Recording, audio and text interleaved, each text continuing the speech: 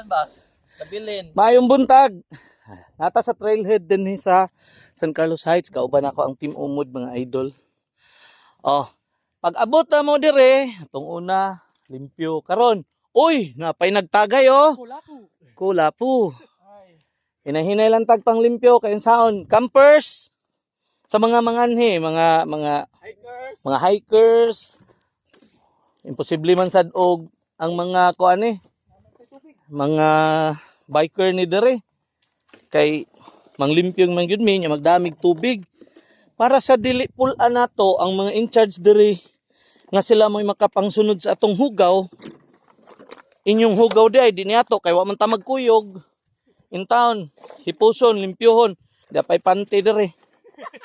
Kinsam ning panty karon gilangkat. Ana. Ibutangan ni kasin.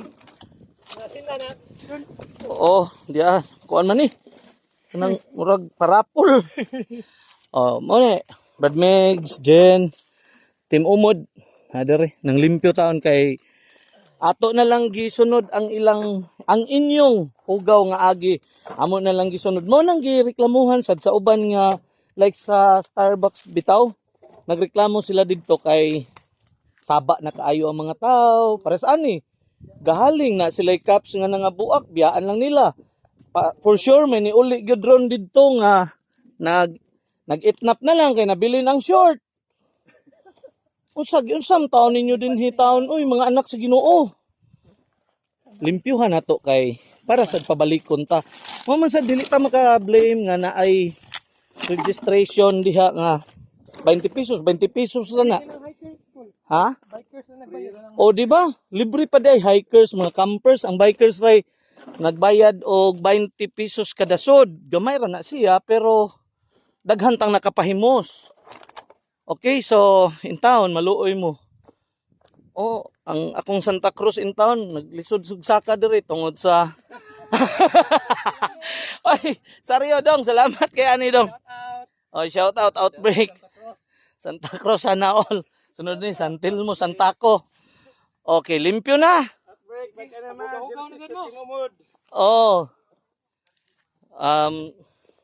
Outbreak daw. Bikini men. Jersey sa Team Umod. Bitaw, no?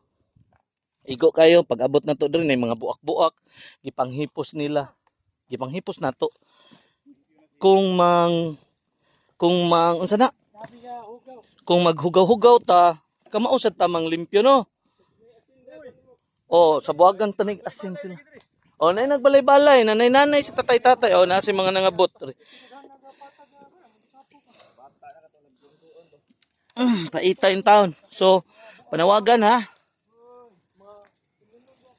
Mayong buntag sa tanan.